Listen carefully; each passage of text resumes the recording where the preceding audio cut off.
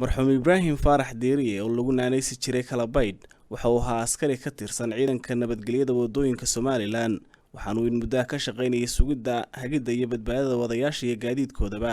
Ibraahim wuxuu ahaa shaqaale qaran oo ku suntan daacadnimo iyo dalcayl madhintii waa Ilaahay ee dabayaaqadii bishii Ramadaan ayay marxuum Ibraahim Kalabayd hadiisi gashay oo uu si kaliya ugu geeriyooday magaalada Hargeysa. Ibraahim waxa uu ifka kaga tagay xaas iyo 10 caruur ah. qoyskiisu waxay ku sugan yihiin marxalad u baahan in bulshada iyo cid kasta oo jecel khayrka ay waxtarkooda gacan ka geysato. waa tan xaaskii uu ka geeriyooday marxuum Ibraahim Kalabayd waxaana ka hadlaysaa xaaladooda.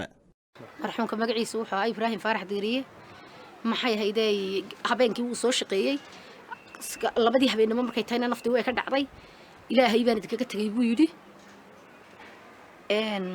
kadib waxaan ku agoontaasi waa 10 ilaa baxa kale iyo 6 halkan joogto ee maanta maqaaqulka cidii gacan geysanaysa Ilaahay dartii wax ugu taraysa waanu u baahanahay walaalaha yaga muslimiinta. qoyskani waxay degan yihiin hoygooda idin muuqdo oo ku yaala Hargeysa. cidii danaynaysa inay darale wax ugu geysato waxtarkooda waxay ku hagaajin karaan ama ay la xiriiri karaan telefoonada shaashada idiga muuqda.